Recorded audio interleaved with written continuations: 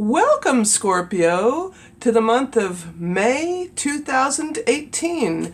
I'm Megan of North Star Astrology, and this is another general transits reading for those of you born with your sun, moon, and rising signs in the fixed water sign of Scorpio.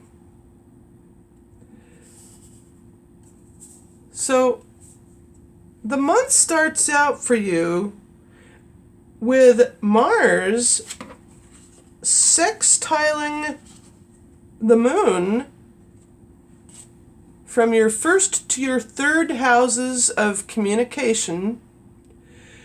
And what this does for you is give you an emotional ability to connect not only to, with the flavor of your ruling planet Pluto in here too, you have the ability to assertively express yourself in a way that is beneficial. So this moon sextile Mercury is a very pleasant way to start the month, and that's at 15 hours, 21 minutes. And then Uranus trines the moon once the moon goes into your second house of money and what you value. Trining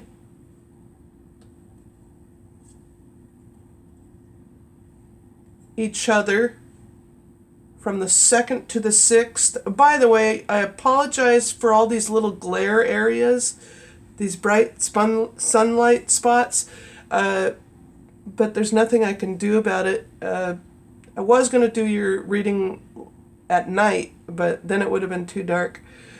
But however, the moon makes a 120-degree trine.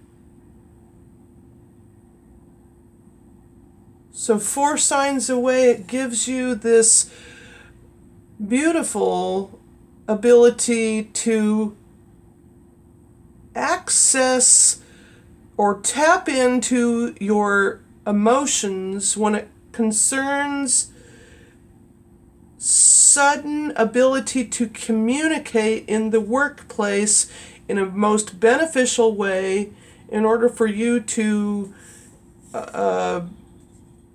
ask for a raise or promotion or whatever. Then on May 6th, the moon goes into your third house of communications and squares Uranus. And this can be a bit of a challenge because here with the moon in the third house squaring over to Uranus in the sixth, now you might want to temper any emotional outbursts concerning or in the workplace, and also be mindful of your health at this time. Then on May 8th, the last quarter moon occurs at 17 degrees 27 minutes in Aquarius in your fourth house of the home, which then sextiles Uranus in a favorable way. And again, now from the fourth to the sixth houses, we have, with this moon sextiling Uranus and Uranus ruling Aquarius, it's almost like a an interesting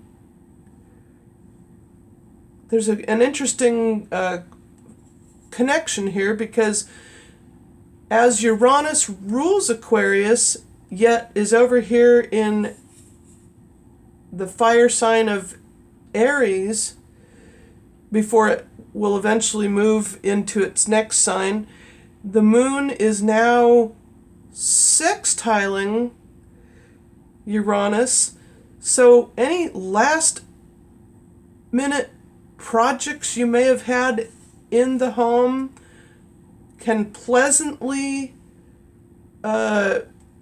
be rewarded, or maybe you work from home. So that's where this ties in, actually. So maybe you work from home, Scorpio, and you are now wrapping things up there. Then on May 11th, Mars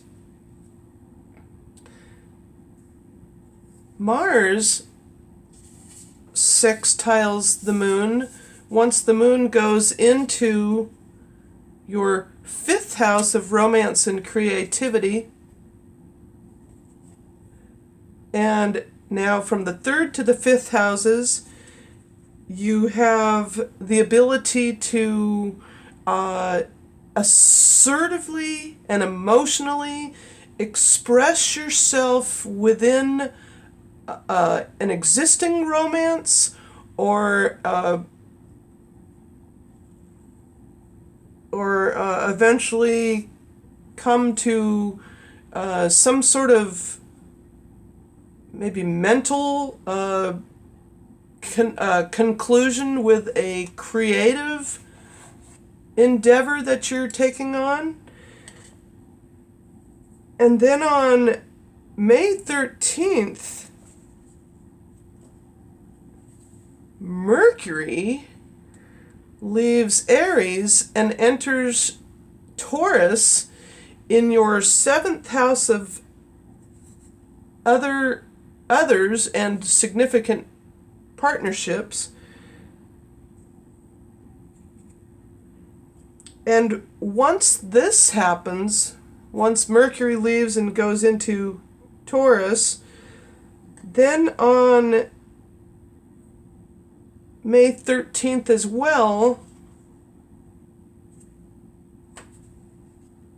the moon conjuncts Uranus in your 6th house of work and service given. And so you can emotionally, suddenly identify with what it is you came to do. What's your purpose? And then on May 15th, the planet Uranus moves out of Aries and enters Taurus for the next 7 years. Uranus will be in Taurus, as Uranus is an outer generational planet. So you will have Uranus in your 7th house for the next 7 years. And what this will do for your house of others and significant partnerships or business associates is give you a sudden activities, much spontaneous interactions, and maybe a just as easily a quick marriage. Then on May 16th, Mars leaves your 3rd house. Mars leaves Capricorn and enters Aquarius into your 4th house of the home.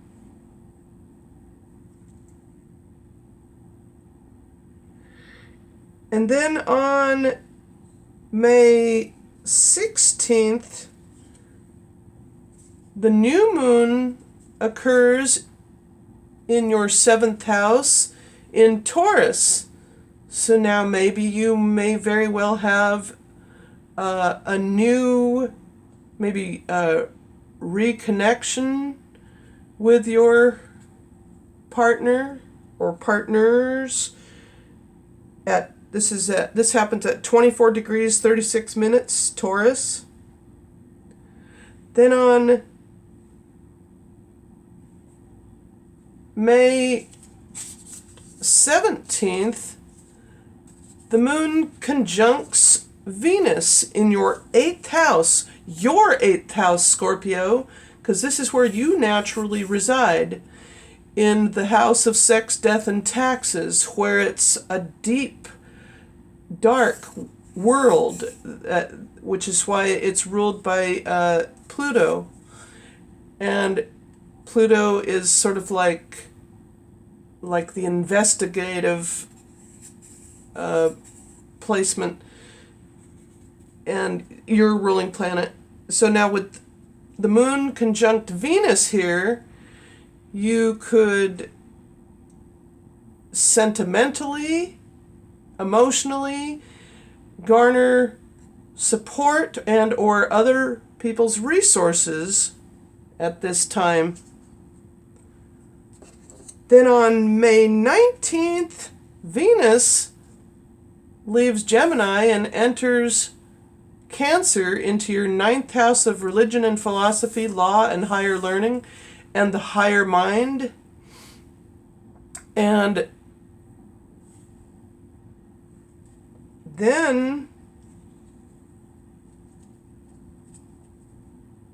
on May 21st, the Sun leaves Taurus and enters the sign of Gemini. So, and that happens, May 21st. So what this does for you is sheds light on how you may be able to obtain other people's cooperation. And then on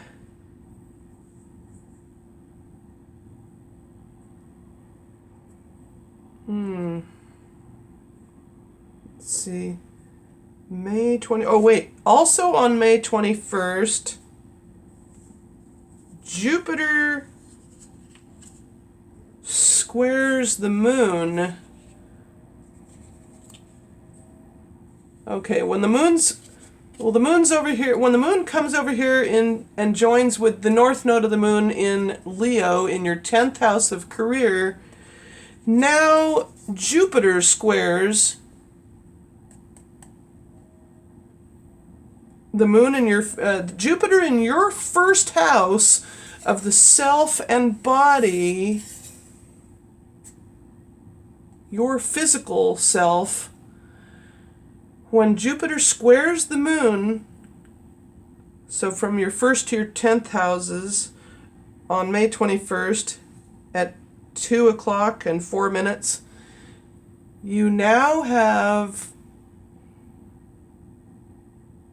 again, maybe a little bit of an obstacle with the career sector, or some sort of maybe tension with authorities, but don't let that deter you, because this can be an exemplary challenge toward greatness.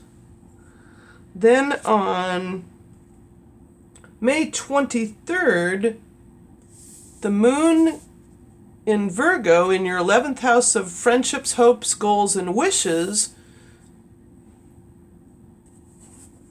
trines Pluto, your ruling planet, in the 3rd house. So now the moon trines your ruler. So from the 11th to the 3rd, 3rd to the 11th houses, you now have the ability to transformationally manifest something beautiful in a practical and down-to-earth way. So there's something to do with how you communicate with friendships and group endeavors. And that's on May 23rd. Then on May 25th, the moon goes into your 12th house of the subconscious mind and then squares your ruling planet, Pluto, which gives you the ability to tap in to the deeper realms in a harmonious, Libran way to your subconscious mind and dreams.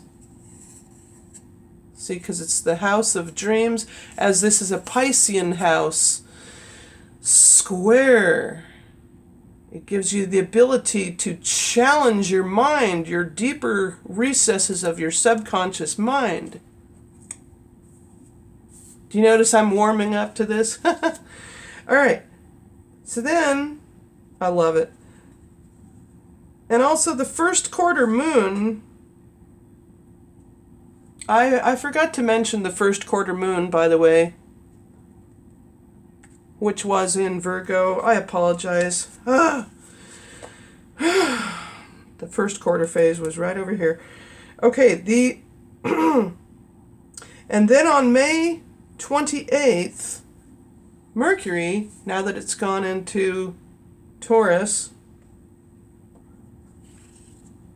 opposes the moon once it goes into your sign, Scorpio, into your first house.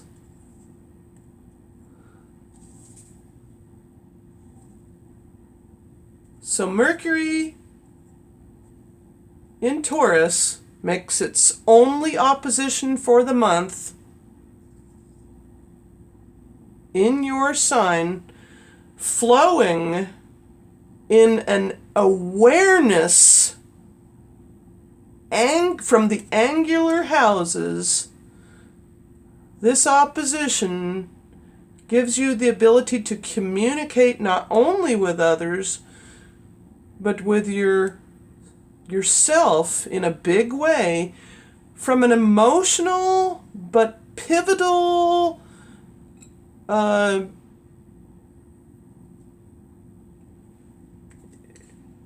good way. I'm not really sure. It all depends on who it is. Then on, let's see. Yeah. Then finally on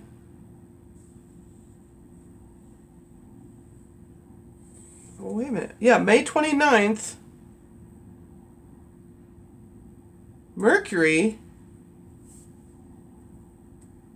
leaves Mercury. Yeah, Mercury actually goes in to Gemini on May 29th. But then on May 30th, there is a full moon. Wait a minute. The full moon happens at 8 degrees Sagittarius, 10 minutes. 8 degrees, 10 minutes. So that's technically somewhat like a figurative opposition, because anytime the sun and moon oppose, it's an opposition. But anyhow, on May 29th, there's a full moon. And then finally, on May 30th, there is a square from the full moon to Neptune in your 5th house of romance and creativity. And here's where, at the very last day of the month, you may want to be careful of your resources, financial resources concerning a romantic partner. In other words, this tells you not to go overboard. This is the only square of this kind this month, and it's not the only square this month, but this, I'm just telling you, this tells me to tell you to be careful with spending toward a romantic partner. And with that, I want to thank you for watching, liking, giving it a thumbs up, comment down below, and or subscribe. Thank you, and I'll see you again next month.